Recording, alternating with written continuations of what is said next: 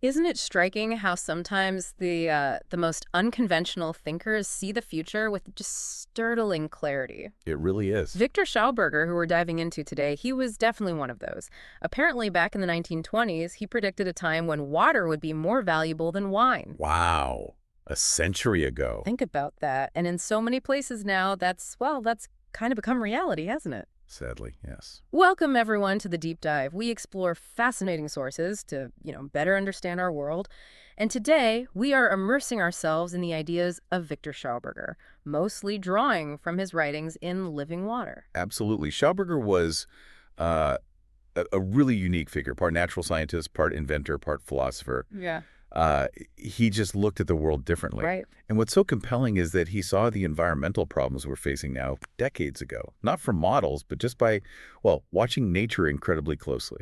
Exactly. So, for everyone listening, whether you're deep into environmental science or just curious, our mission today is to pull out the key insights from Schauberger about water, forests, farming. Hmm. We want to get a handle on his main observations, the theories he built, and, why his ideas, often dismissed back then, are getting a fresh look now. Yeah, and the sources we have cover his experiences, his theories, even some of his inventions. It's quite a range. And it's important to remember, like our sources point out, he wasn't coming from a traditional academic background, was he? No, not at all. He was very much an outsider, relying purely on what he saw in the wild. It kind of reminds you that breakthroughs don't always come from within the establishment. Okay, so let's start there. Who actually was Viktor Schauberger? The sources tell us he grew up in the Austrian forests near Lake Plockenstein. Real pristine wilderness back then. Hmm. And his family, his father, uncles, they had this deep, almost hereditary understanding of the forest, and especially water. Not book learning, but generations of just being there. That hands-on experience is crucial. He learned how forests worked by living in them. He understood water by seeing it in its natural state, shaded, winding, cool. He even called water the earth's blood, didn't he? He did. He saw it as vital, alive. And he recognized that the curves, the shade, the vegetation along the banks, that wasn't accidental. It was essential for the water's health. And then there's his fascination with fish, particularly trout and salmon in mountain streams. Oh yeah, that's a big part of his story. He'd watch them just hanging there motionless in currents that should have swept them away, and then boom, they dart upstream right against the flow. It just didn't make sense according to, standard physics. Right. It sparked something in him. He noticed the water was colder near the source, warming up downstream. Hmm. And he started wondering, is there a connection between temperature and how these fish move? Which led to that experiment he did. Exactly. A Yeah. simple, direct observation. He found a large trout holding steady in the current. Then he carefully warmed the water just upstream, just a tiny bit. And the effect was immediate. Apparently, yes. The trout got agitated, struggled, and then got washed downstream. Even though the overall temperature change was minimal, for Schauberger, that was proof of water sensitivity, its connection to energy. Okay, but then it gets even stranger with the waterfalls. Mm-hmm. Leaping trout. He saw them jumping up these pretty high falls, seemingly without much effort. Again, defying gravity, defying the force of the water. He figured they must be tapping into some hidden energy in the water. And he described that night, didn't he? Waiting for a poacher. Yeah, under the moonlight, he sees this big trout almost dancing at the bottom of the falls. Then it vanishes into the falling water, reappears spinning inside the cone of water. And then just floats upwards over the lip of the falls. It sounds incredible. But he insisted he saw this, that it showed some unknown force at play. And he didn't think it was a one-off. He said he saw similar things over many years. It led him to theorize this countercurrent, an energy flow moving against the water. A channel of light, he called it. Something like that. He imagined the trout were almost being sucked upwards by this energy, using the vortex within the flow. Wild. But it wasn't just the fish acting weirdly. There were the stones, too. Ah, yes, the moving stones. Another nighttime observation. Clear winter night, full moon. By a mountain pool, he sees stones on the bottom, some quite big, moving, not just rolling, but colliding, repelling each other like they were charged. And then the really bizarre part. An egg-shaped stone, head-sized, starts circling, like the trout preparing to leap. And then it just floats up. Floats to the surface. Yeah. An ice ring forms around it. Then other egg-shaped stones do the same thing, one by one, same motion, floating up. But the irregular stones, they stayed put. That's hard to explain. It sounds like something out of a fantasy, but he reported it as direct observation. Exactly. And these kinds of observations, challenging conventional physics, are what pushed him to think differently about everything, especially water management. Which leads us to his work with timber flotation. Transporting logs back then was tough, often damaging.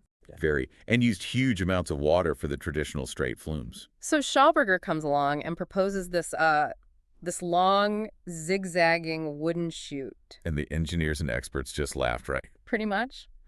Winding path instead of straight, adding cold water along the way. They thought he was nuts. Water is water. But his design came directly from watching rivers. They curve.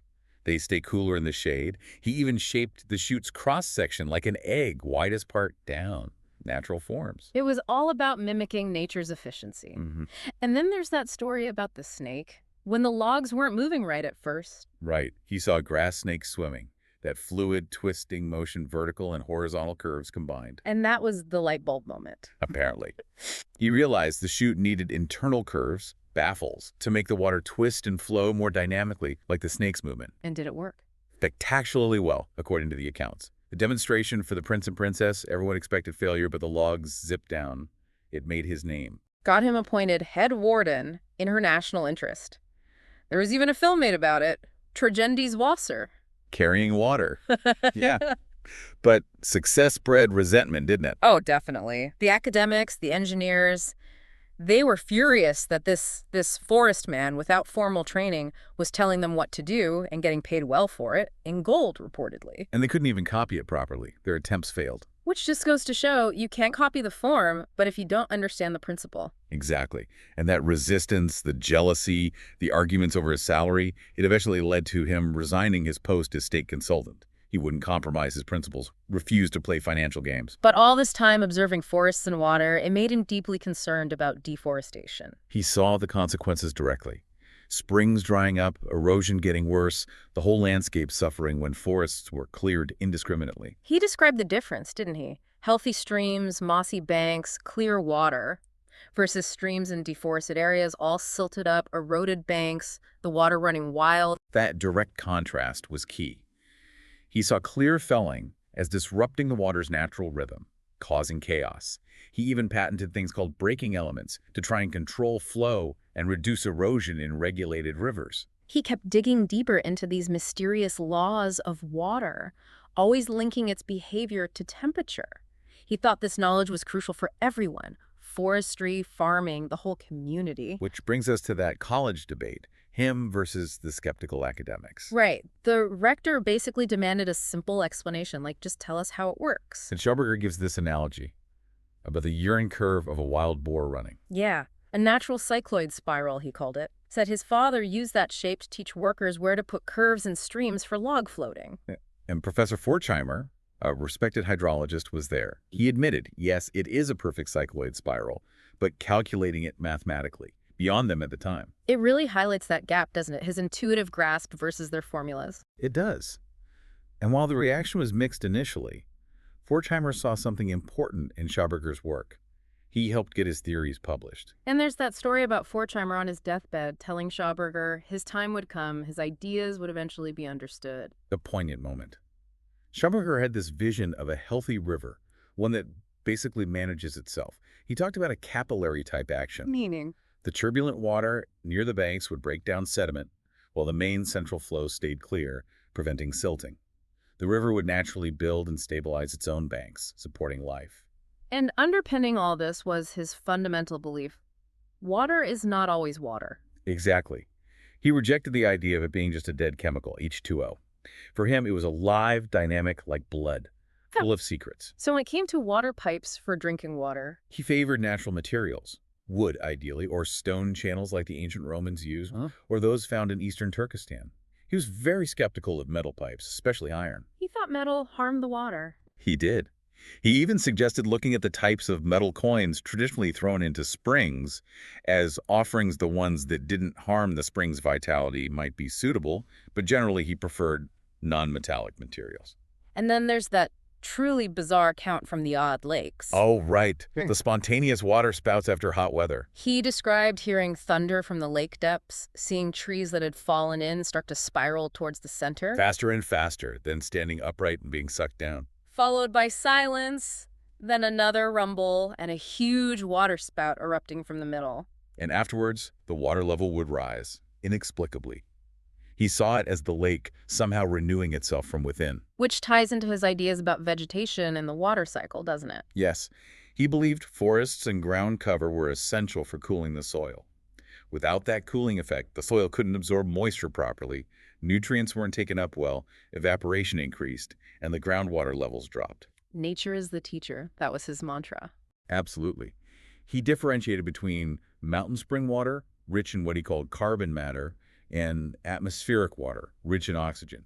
Different properties, different roles. Then he even tried to make good water, didn't he? Biosynthesis? Yeah, using egg-shaped vessels, certain metals, vacuum, CO2, and that specific cycloid spiral agitation, trying to copy nature's way of creating living water. And he remained deeply critical of iron and concrete pipes for drinking water right to the end. Believed they degraded the water, contributed to illness.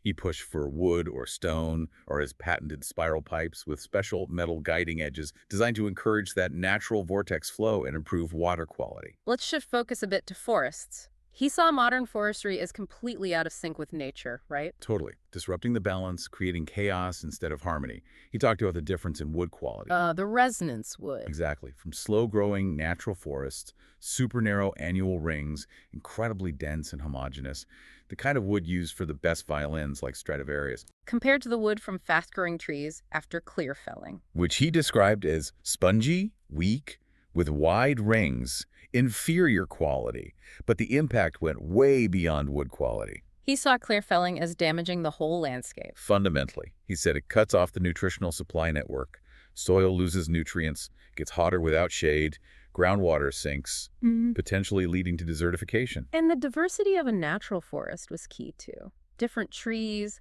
undergrowth. All part of the energy exchange, in his view.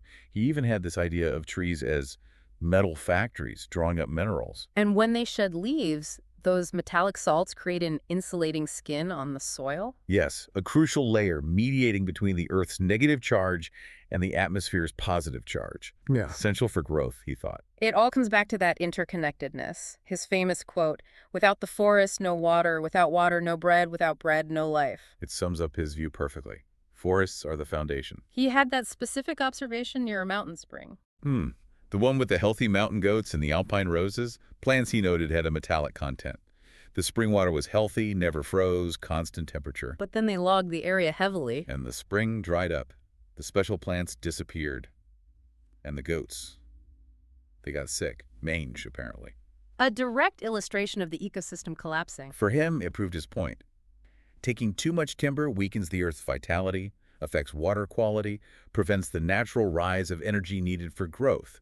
It was a warning. Okay, let's delve into his ideas on energy.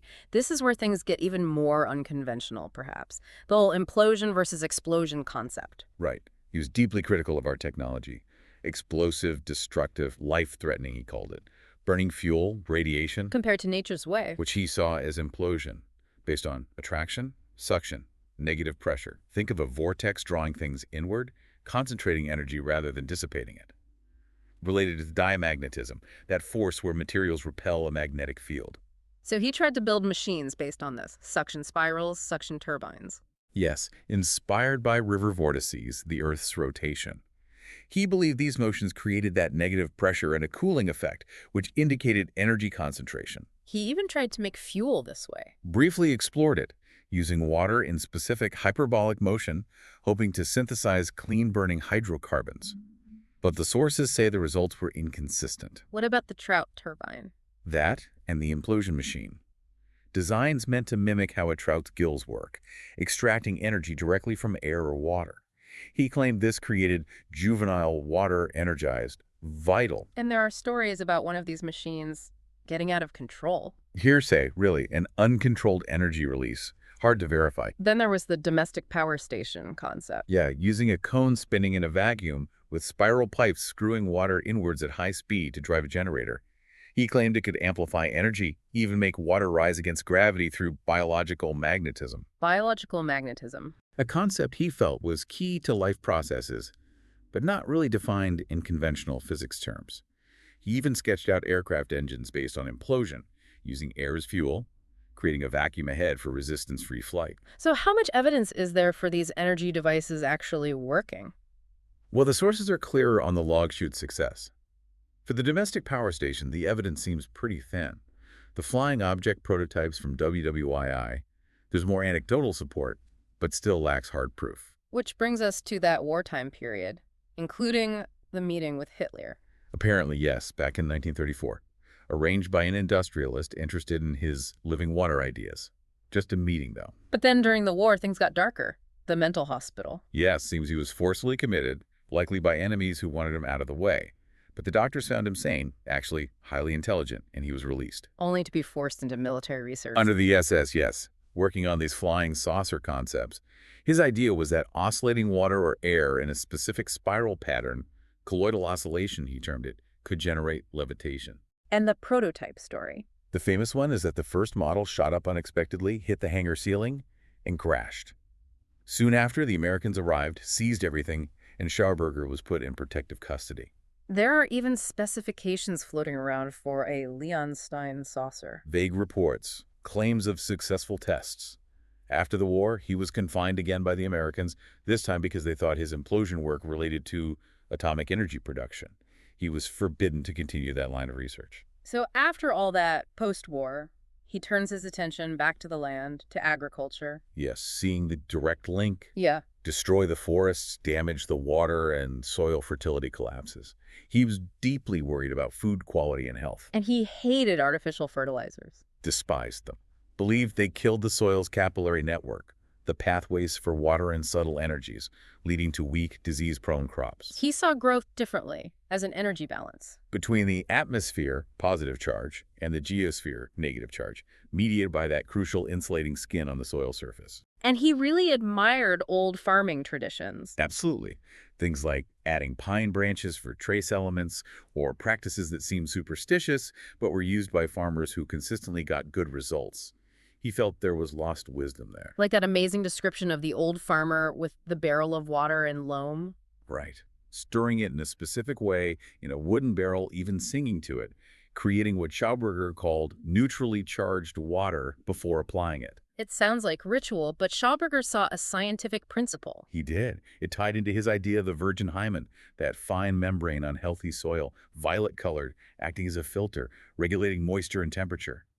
He felt modern farming destroyed this. He mentioned sun plowing, too, and lamented its disappearance. And even the design of old granaries, how grain was shoveled. He thought these held clues about preserving vitality. And the scythes. That's fascinating. Yeah, observing that fields cut by hand scythes, especially ones sharpened by hammering, not grinding, were more fertile, more diverse than machine-cut fields. He thought hammering the blade imparted energy. Something like that. A beneficial energy that stimulated growth. Again, unconventional, but based on observation. And he had major issues with iron tools, especially plows. Big time. He believed iron rusted in the soil, dried it out, disrupted magnetic fields, caused electrolysis, harmed microorganisms, basically dead in the soil. Whereas copper or wood were beneficial. He did experiments seething iron plows in copper and reported significantly higher yields. Which led to his spiral plow. Designed to mimic a mole's digging action, a centripetal inward motion. For surface cultivation, gently aerating the top layer, reducing friction, unlike deep plowing, which he opposed. Because for him, growth was about energy, right? Increasing the soil's energy potential. Exactly, which led to the propulsator. Another device. Yes, designed to create power water through specific vortex motions, enhancing its energetic charge for irrigation, or just radiating bioradiation into the soil to boost fertility.